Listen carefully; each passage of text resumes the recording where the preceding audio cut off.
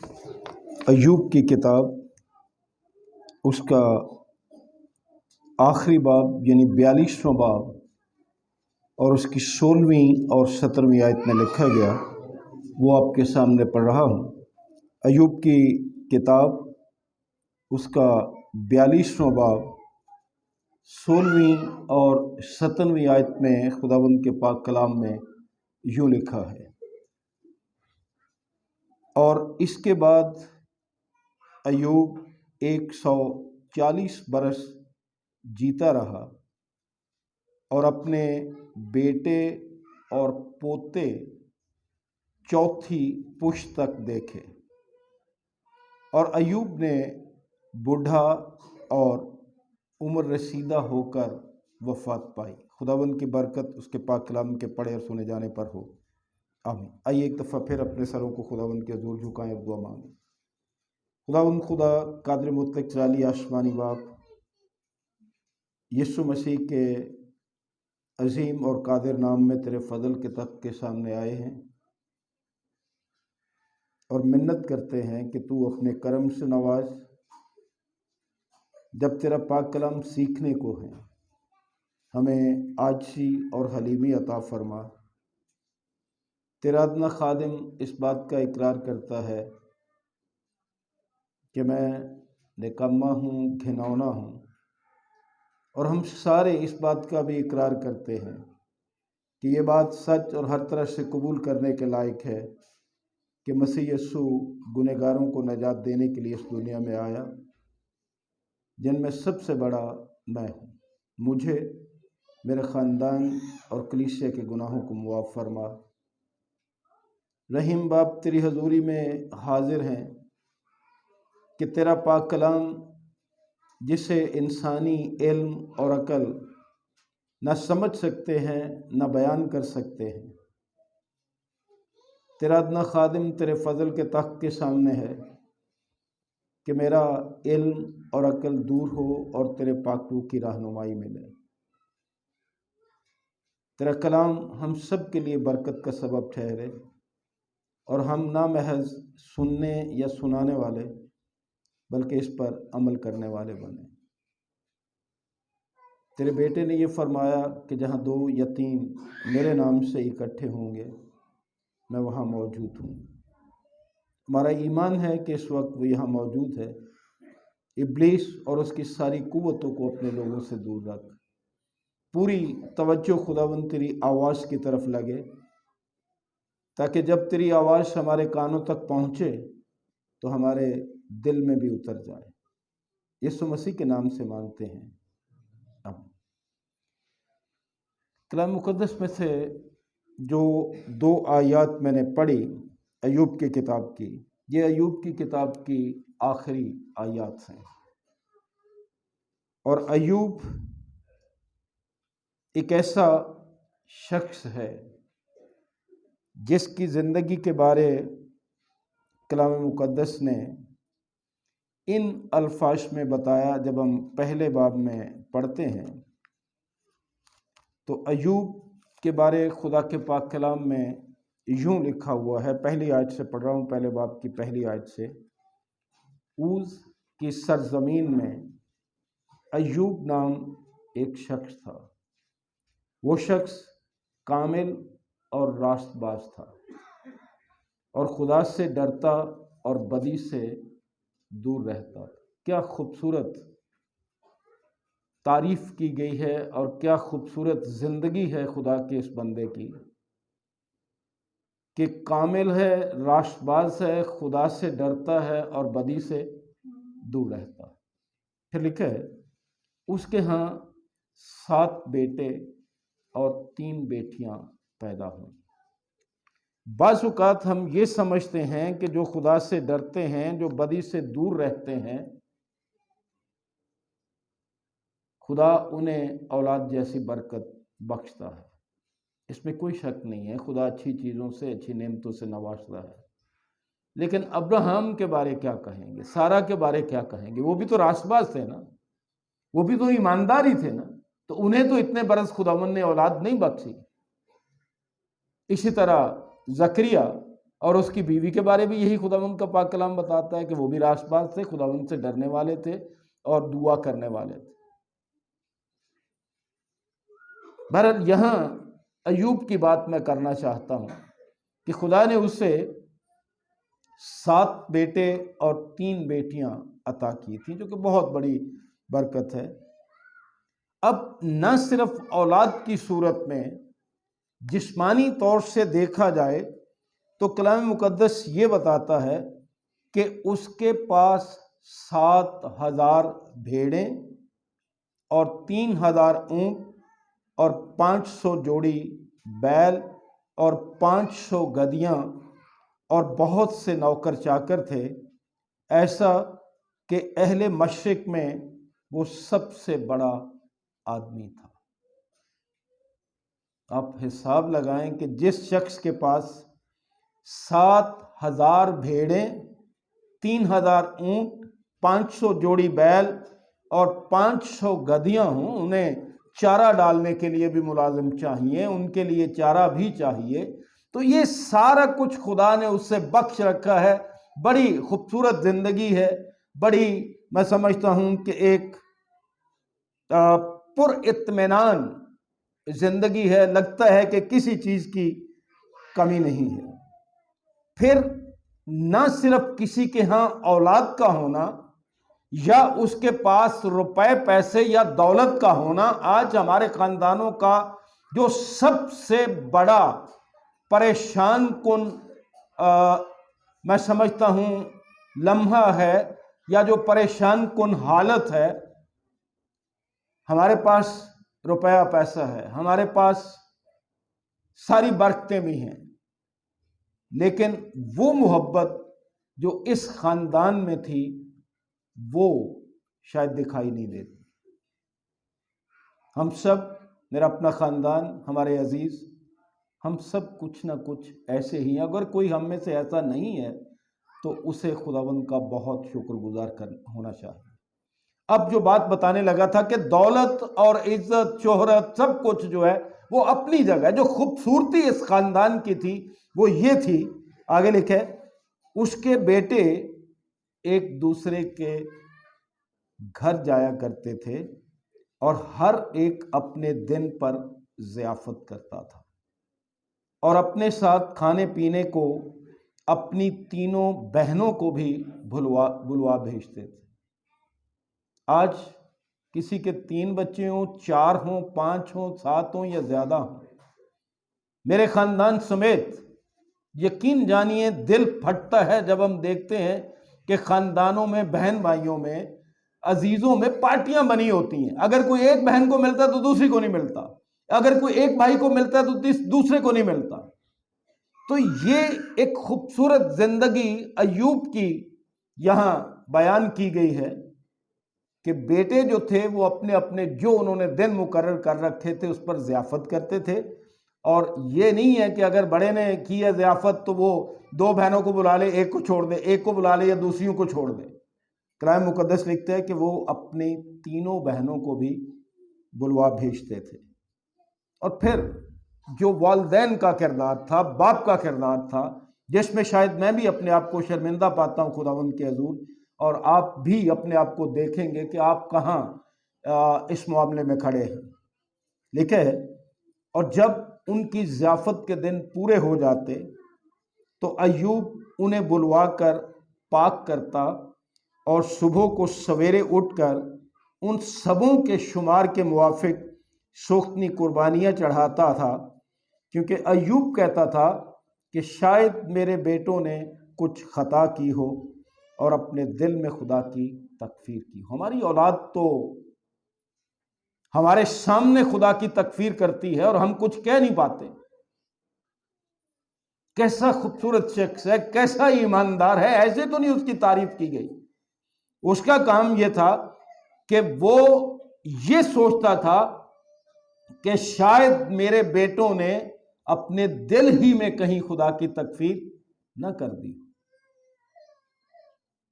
مجھے یقین جانیے اپنی زندگی پر افسوس ہو رہا ہے کہ ایسے والدین یا ایسے سربراہ کدھر چلے گئے۔ ہمارے تو سامنے ہماری اولاد خدا کی تکفیر کرتی ہے، بیاہ شادیوں پہ دیکھ لیجئے اور دیگر جو ہمارے فنکشنز ہوتے ہیں ان پہ دیکھ لیجئے، چلیے ان کو بھی چھوڑ دیجئے، سبت کے دن ہی دیکھ لیجئے ہمارے بچے جو ہیں وہ چرچ نہیں آتے۔ کبھی ہم نے اس بات پہ سوچا؟ دعا نہیں کرتے، کلام نہیں پڑھتے، کتنی ہمارے دل میں کبھی کوئی خدا کے لیے یا اس بات کے لیے دکھ یا تکلیف ہمیں پہنچا۔ اور آگے لکھا ہے کہ یہ نہیں تھا کہ ایک دفعہ وہ ایسا کرتا تھا یا 2 دفعہ کرتا تھا، ایوب ہمیشہ ایسا ہی کیا کرتا تھا، مسلسل اس کی زندگی میں یہی راش بازی، دیانتداری اور خاندان کی سربراہی تھی۔ اس کے بعد اچانک یہ زندگی، یہ خوبصورتی جو ہے تبدیل ہو جاتی۔ باغ عدن میں آدم اور حوا ہیں، بڑے اچھے انداز سے رہ رہے ہیں، خدا کے ساتھ ان کی رفاقت ہے، کسی چیز کا غم فکر نہیں ہے۔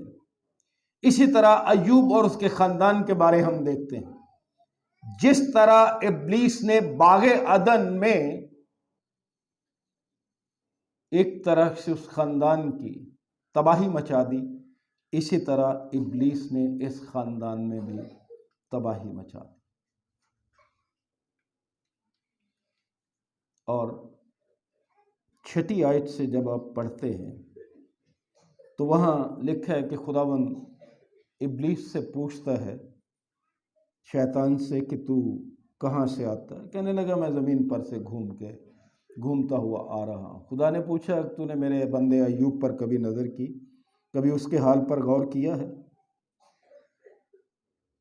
کیونکہ زمین پر خداوند کی تعریف دیکھی اپنے بندے کے لیے، زمین پر اس کی طرح کامل اور راست باز آدمی جو خدا سے ڈرتا اور بدی سے دور رہتا ہے کوئی نہیں۔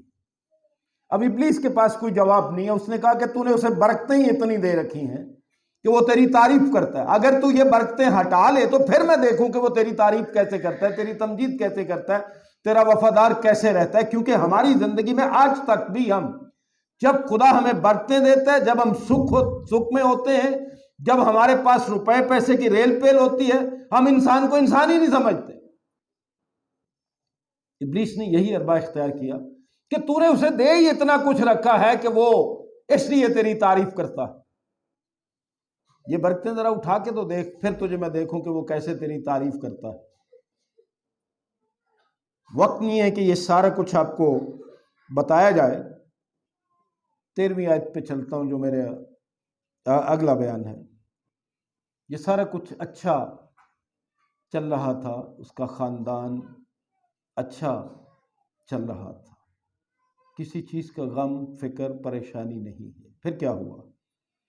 ایک دن جب اس کے بیٹے اور بیٹیاں اپنے بڑے بھائی کے گھر میں کھانا کھا رہے اور مے نوشی کر رہے تھے تو ایک قاصد نے ایوب کے پاس آ کر کہا کہ بیل ہل میں جوتے تھے اور گدھے ان کے پاس چل رہے تھے کہ سبا کے لوگ ان پر ٹوٹ پڑے اور انہیں لے گئے اور نوکروں کو تہہ تے کیا، اور فقط میں ہی اکیلا بچ نکلا ہوں کہ تجھے خبر۔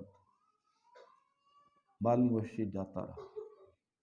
پھر وہ بھی یہ کہہ ہی رہا تھا کہ ایک اور بھی آ کر کہنے لگا۔ پہلا ملازم ابھی بات پوری نہیں کر پایا ہوگا تو ایک اور شخص آ جاتا ہے اور وہ کہتا ہے خدا کی آگ آسمان سے نازل ہوئی اور بھیڑوں اور نوکروں کو جلا کر بھسم کر دیا، اور فقط میں ہی اکیلا بچ نکلا کہ تجھے خبر دوں۔ بیل بھی چلے گئے، بھیڑیں بھی چلی گئے، ملازم بھی چلے گئے، قصور کیا ہے؟ کہاں گناہ کیا؟ بظاہر کوئی گناہ نظر نہیں آتا، نہ خاندانی طور پر نہ ایوب کا شخصی طور پر۔ یہی بات مجھے اور آپ کو بھی سمجھنے کی ضرورت ہے کہ کئی دفعہ جب ہم اس طرح کے حالات میں جاتے ہیں، مشکل میں جاتے ہیں،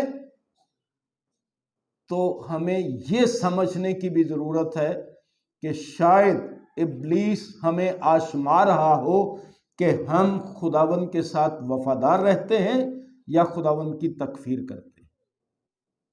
یہ جنگ تو ابلیس اور خدا کے درمیان ہو رہی تھی اور استعمال ہو رہا تھا خدا کا بندہ ایوب۔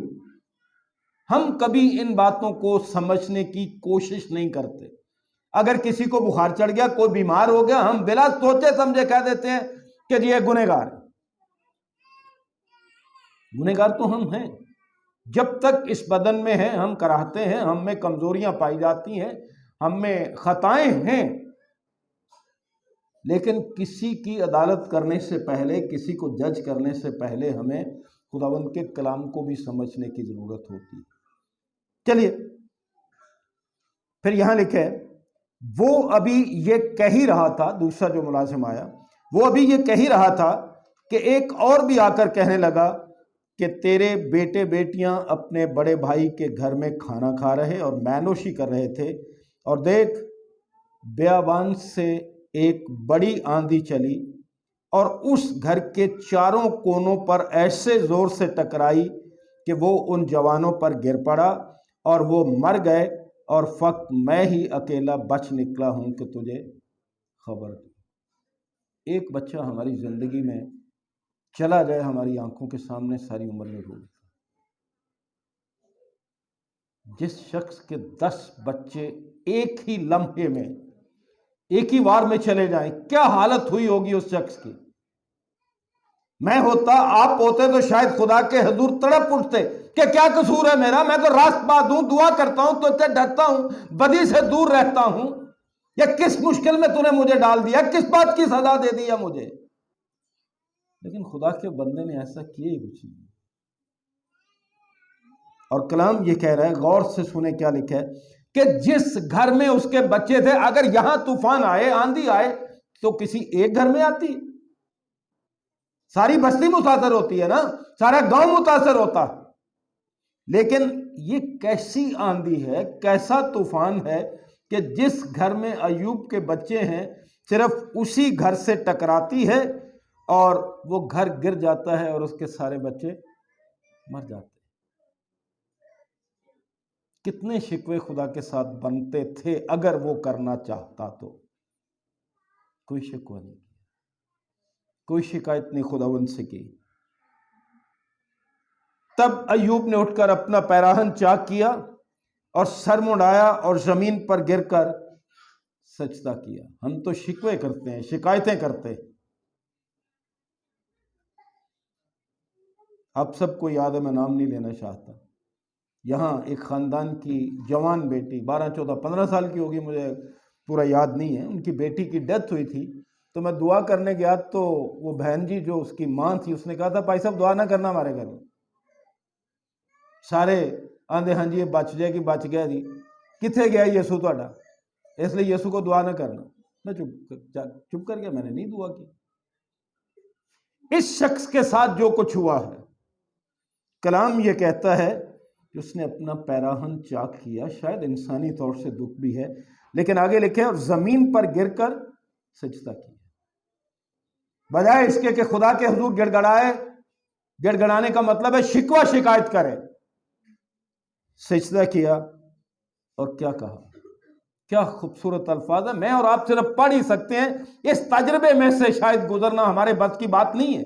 دیکھیں، ننگا میں اپنی ماں کے پیٹ سے نکلا اور ننگا ہی واپس جاؤں گا۔ خداوند نے دیا اور خداوند نے لے لیا، خداوند کا نام مبارک۔ کبھی ہماری زبان سے اس طرح کے لفظ نکلے سوائے شکوے شکایت کے؟ کیا کرتے ہیں؟ پھر آگے لکھے جو کچھ بھی اس نے کیا، جیسا میں نے کہا کہ اس نے اٹھ کر پیراہن چاک کیا، سر منڈایا، تو لکھا ہے ان سب باتوں میں ایوب نے نہ تو گناہ کیا اور نہ خدا پر بیجا کام کا عیب لگا۔ یہ ہے اعلیٰ ترین رویہ جو ہر ایک کا ہونا چاہیے۔ ہم تو خدا کے خلاف شکوے کرتے ہیں کہ تو نے ہمیں یہ نہیں دیا، تو نے ہمیں یہ نہیں دیا، تو نے ہمیں یہ نہیں دیا۔ کتنی ہی شکایتیں ہر روز ہماری زندگی میں خدا کے خلاف ہوتی ہیں، گو ہم ظاہر کریں یا نہ کریں۔ اس قدر ہم شکر گزار نہیں ہوتے جس قدر شکر گزاری خداوند نے ہماری زندگی میں رکھی ہوتی ہے۔ کہ کتنی ہی برکتیں اور نعمتیں ہیں جن کے لیے ہمیں شکر گزار ہونا چاہیے، لیکن ہمارے زبان پر، ہمارے لبوں پر، ہمارے دل میں سوائے شکوے شکایت کے اور کچھ ہوتا ہی نہیں ہے۔ کاش ہم ہر ایک حالت میں خداوند کے شکر گزار ہونا سیکھیں۔ ایوب کی کتاب جو ہے، اب دیکھا آپ نے شروع کیسے ہوئی تھی، یہاں جو میں نے پڑھا جو کچھ اس کے ساتھ ہوا، یہاں کیا ہوا ہے، اور پھر اس کتاب کا آخر کیا ہے۔ اس کتاب کا آخر جو ہے وہ اطمینان اور سکون پر ہوتا ہے۔ جو اس کے ساتھ گزرا، اس کے بعد ایک اور پھر تبدیلی آ گئی، ایک نئی زندگی کا آغاز ہو گیا۔ اور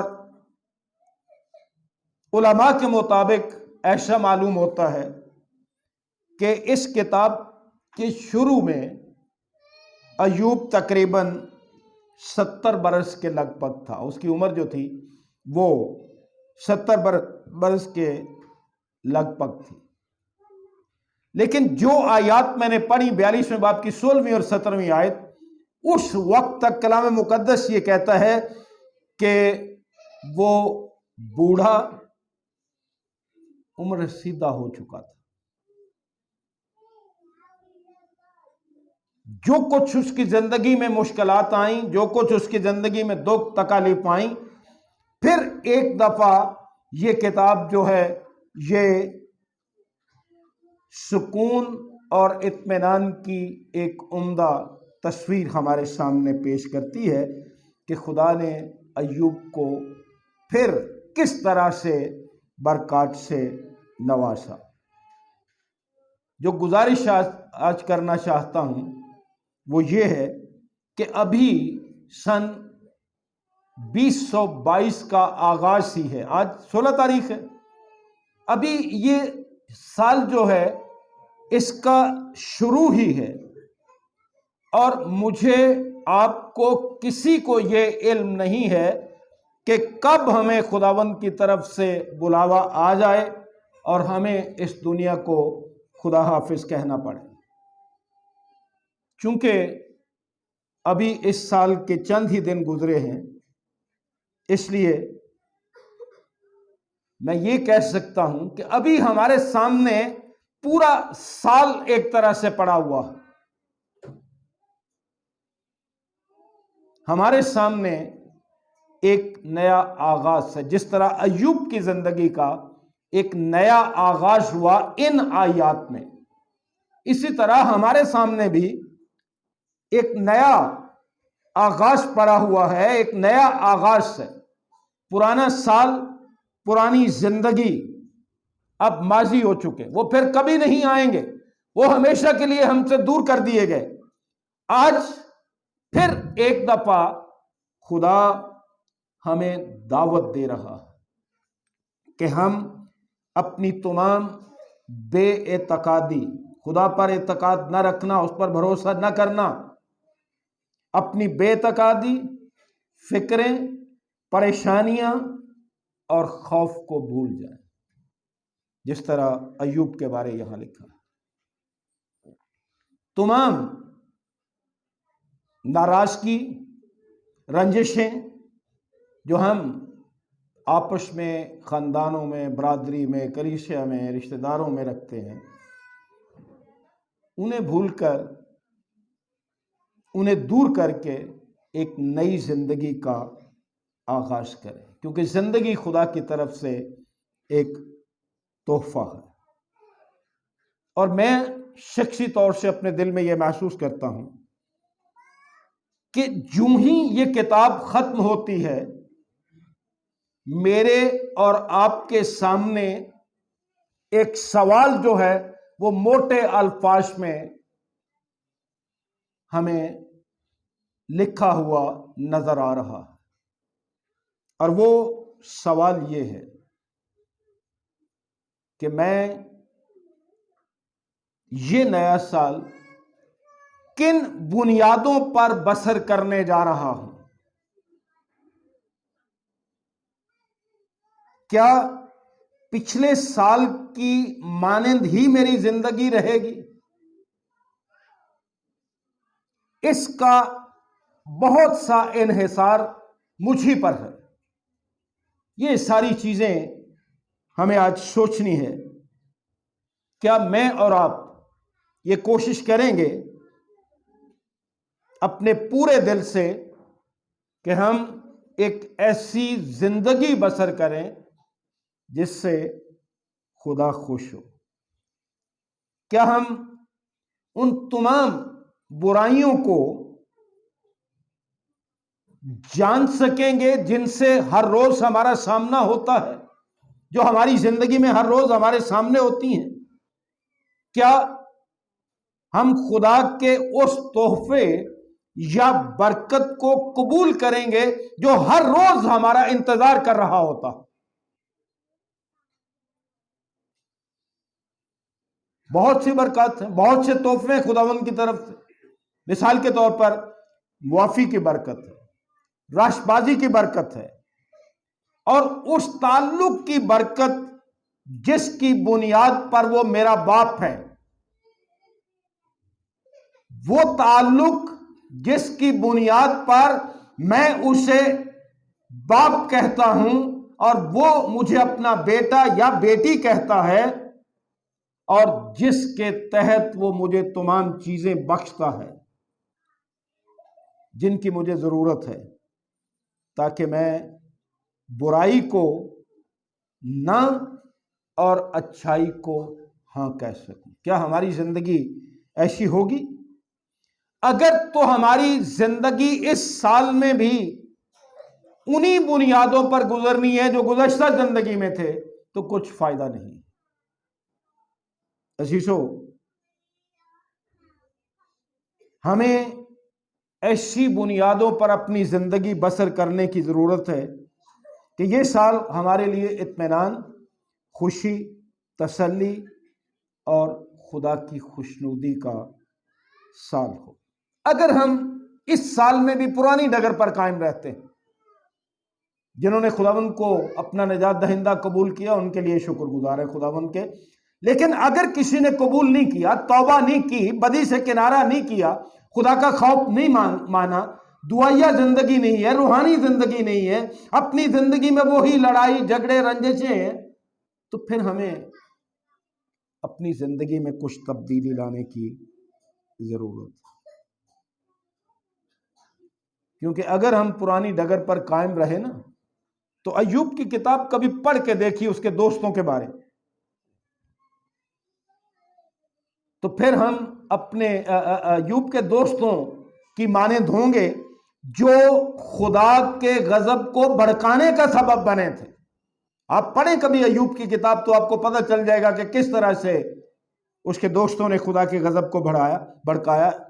صرف 7ویں آیت آپ کے لیے پڑھ دیتا ہوں، 42ویں باب کی 7ویں آیت میں یوں لکھا ہے، ایوب کی کتاب کا 42واں باب اور 7ویں آیت میں لکھا ہے، اور ایسا ہوا کہ جب خداوند یہ باتیں ایوب سے کہہ چکا تو اس نے الیفز تیمانی سے کہا کہ میرا غضب تجھ پر اور تیرے دونوں دوستوں پر بھڑکا ہے، کیونکہ تم نے میری بابت وہ بات نہ کہی جو حق ہے، جیسے میرے بندے ایوب نے کہی۔ اس کے دوست خداوند کا غضب بھڑکانے کا سبب بنے۔ عزیز بھائیوں اور عزیز بہنوں، کلام مقدس میں سے چند حوالہ جات آپ کے سامنے رکھنا چاہتا ہوں کہ ہمارا خدا تحمل کر کے ٹھہرا ہوا ہے، ہمارا خدا مہربان ہے، رحیم ہے، قہر کرنے میں دھیما اور شفقت میں غنی ہے۔ وہ ہمارے گناہوں کی طرف سے تحمل کر کے ٹھہرا رہتا ہے، اور اس سے مجھے اور آپ کو اس سال میں فائدہ اٹھانے کی ضرورت ہے کہ ہم خداوند کے تحمل کو نجات جانیں۔ آئیے چند حوالہ جات دیکھتے ہیں۔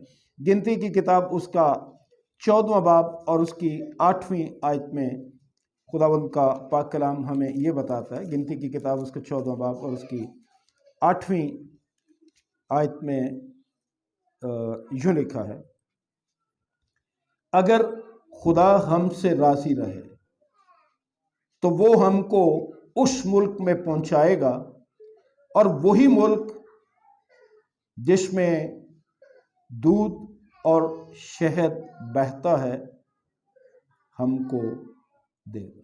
اگر خدا ہم سے راضی رہے، راضی کیسے رہے گا؟ کہ اپنی مرضی اور اپنی زندگی خدا کی مرضی اور اس کے کلام کے تابع کر دیں، تو پھر ہم خدا کی بادشاہی کے وارث ہو سکتے ہیں۔ نحمیہ کی کتاب اس کا 9واں باب اور اس کی 17ویں آیت میں کلام مقدس یوں بتاتا ہے۔ نحمیہ کی کتاب اس کا 9واں باب اور اس کی 17ویں آیت میں سنیے خدا کے کلام میں کیا لکھا ہے۔ لکھا ہے، اور فرمان برداری سے انکار کیا اور تیرے عجائب کو جو تو نے ان کے درمیان کیے یاد نہ رکھا، بلکہ گردن کش بنے اور اپنی بغاوت میں اپنے لیے ایک سردار مقرر کیا تاکہ اپنی غلامی کی طرف لوٹ جائیں۔ پر تو وہ خدا ہے جو رحیم و کریم، معاف کرنے کو تیار اور قہر کرنے میں دھیما اور شفقت میں غنی ہے، سو تو نے ان کو ترک نہ کیا۔ ہمارے تمام گناہوں کے باوجود اس سے بڑی دلیری اور کیا ہوگی کہ آج تک خدا نے ہمیں ترک نہیں کیا۔ وہ آج بھی چاہتا ہے کہ ہم تبدیل ہو جائیں، توبہ کر لیں، اس کی شفقت کو قبول کر لیں، اس کی محبت کو قبول کر لیں، کیونکہ خدا نے دنیا سے ایسی محبت رکھی کہ اس نے اپنا اکلوتا بیٹا بخش دیا تاکہ جو کوئی اس پر ایمان لائے ہلاک نہ ہو بلکہ ہمیشہ کی زندگی پائے۔ اس کی محبت کو قبول کی تھی، جس مقصد کے لیے اس نے اپنا بیٹا اس دنیا میں بھیجا تھا۔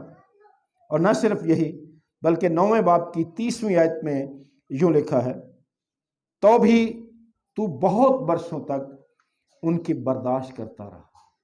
1-2 سال کی بات نہیں ہو رہی۔ خدا ہماری زندگی، اگر میں 67 سال کا ہو گیا ہوں، میں نے توبہ نہیں کی، تو خدا بہت برسوں تک ان کی برداشت کرتا رہا اور اپنی روح سے اپنے نبیوں کی معرفت ان کے خلاف گواہی دیتا رہا، تو بھی انہوں نے کان نہ لگایا، اس لیے تو نے ان کو اور ملکوں میں لوگوں کے ہاتھوں میں کر دی۔ خدا بہت برسوں سے ہماری برداشت کر رہا، اور پچھلے سال بھی اس نے کی ہے، ابھی تک کی ہے، اس لمحے تک کی ہے۔ اگر آج ہم توبہ کر لیں تو ہم اس کے تحمل اور اس کی مہربانی، اس کی شفقت کو جان سکیں گے کہ ہمارا خدا ہم سے کتنا پیار کرتا ہے۔ پھر 31ویں آیت میں یوں لکھا ہے، باوجود اس کے تو نے اپنی گوناگوں رحمتوں کے باعث ان کو نابود نہ کر دیا۔ اگر میں اپنی بات کروں تو شاید میرے گناہ اس لائق نہیں تھے کہ آج تک میں زندہ رہتا، لیکن یہ تو اس کی شفقت ہے، اس کی مہربانی ہے، اس کی محبت ہے کہ وہ مجھے پھر بھی توبہ کا موقع دیتا ہے، پھر بھی وہ ہمیں زندگی تبدیل کرنے کا موقع دیتا ہے، ایک نئے آغاز کا موقع دیتا ہے کہ ہم اپنی زندگی میں ایک نیا آغاز کریں، پرانی ڈگر چھوڑ دیں۔ ان کو ترک نہ کیا، نہ ان کو ترک کیا، کیونکہ تو رحیم و کریم خدا۔ خدا ہمیں اس لیے ترک نہیں کر رہا کہ وہ رحیم و کریم ہے۔ زبور نمبر 103 کی 8ویں آیت مشہور آیت ہے جو ہم گاتے بھی ہیں، سنتے بھی ہیں۔ خداوند رحیم اور کریم ہے، قہر کرنے میں دھیما اور شفقت میں غنی۔ کیا مہربان خداوند! کاش ہم آج اس کی آواز کو سن لیں۔ یوشع نبی کی کتاب اس کا 7واں باب اور اس کی 13ویں آیت بھی آپ کے سامنے ضرور پڑھنا چاہتا ہوں اسی سلسلے میں۔ تب اس نے کہا، اے داؤد کے خاندان، اب سنو، آج یوشع نبی کی معرفت شاید خدا مجھے اور آپ کو اور ہمارے خاندانوں کو مخاطب ہو کر کہہ رہا ہے کہ سنو، کیا تمہارا انسان کو بیزار کرنا کوئی ہلکی بات ہے کہ میرے خدا کو بھی بیزار کرو گے؟ عزیزو، اپنی زندگی میں آج جھانکنے کی ضرورت ہے، دیکھنے کی ضرورت ہے۔ اور پھر پطرس کا پہلا خط ہم نے پڑھا تھا، 30واں باب 20ویں آیت، ایک دفعہ پھر آپ کے سامنے پڑھنا چاہتا ہوں۔ پطرس کا پہلا خط، اس کا 30واں باب اور 20ویں آیت میں لکھا ہے، جو اس اگلے زمانے میں نافرمان تھیں، جب خدا نوح کے وقت میں تحمل کر کے ٹھہرا رہا۔ آج بھی خدا نوح کے وقت کی طرح تحمل کر کے ٹھہرا ہوا ہے۔ وہ چاہتا ہے کہ ہم اپنی زندگیوں میں تبدیلی لے آئیں۔ اگر ہم بچنا چاہتے ہیں تو گناہوں سے توبہ اور اپنے عوضی یعنی خداوند یسوع مسیح کی راست بازی پر اپنا پورا بھروسہ رکھیں، اپنی نیکیوں، اپنے کاموں یا اپنی راست بازی پر نہیں۔ بچنے کا، نجات پانے کا واحد طریقہ یسوع مسیح پر ایمان اور اس کی راست بازی پر بھروسہ اور خدا کی طرف رجوع ہونا، تاکہ ہم وہ برکات پا سکیں جو ہمارا انتظار کر رہی ہے۔ ایوب نے خدا پر بھروسہ کیا اور وہ تمام برکات پائیں جو اس کا انتظار کر رہی تھی۔ کتاب کے آخر میں ہم دیکھتے ہیں، اور آج بھی خدا انتظار کر رہا ہے کہ ہم اپنے گناہوں سے توبہ کر لیں، خداوند یسوع مسیح کے وسیلے خدا پر اپنا پورا بھروسہ رکھیں، تاکہ ہمیں ان برکات سے نوازے جو اس نے ہمارے لیے رکھی۔ آج مجھے اور آپ کو یہ سوچنے کی ضرورت ہے کہ ہم اس نئے سال میں زندگی کس طرح بسر کریں گے۔ کیا پرانی ڈگر پر قائم رہیں گے یا ہم اپنی زندگی میں ایک نیا آغاز کریں گے؟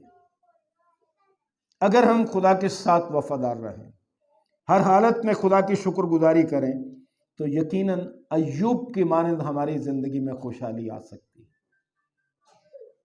خداوند چاہتا ہے کہ ہم اس سال کے آغاز ہی میں، جیسا میں نے گزارش کی کہ ابھی تو 15 دن ہی گزرے نا، آج 16واں دن ہے، خداوند چاہتا ہے کہ ہم اس سال کے آغاز ہی میں اپنی پرانی زندگی چھوڑ کر ایک نئی زندگی کا آغاز کریں جو خداوند کی پاک مرضی کے مطابق ہو، کیونکہ ابھی تک تو خدا ہمارے بارے تحمل کر کے ٹھہرا ہوا ہے، کیونکہ وہ کسی کی ہلاکت نہیں چاہتا، بلکہ چاہتا ہے کہ ہم سب کی توبہ تک نوبت پہنچے۔ پطرس کا دوسرا خط 30 باب کی 9ویں آیت یہ بتاتی ہے۔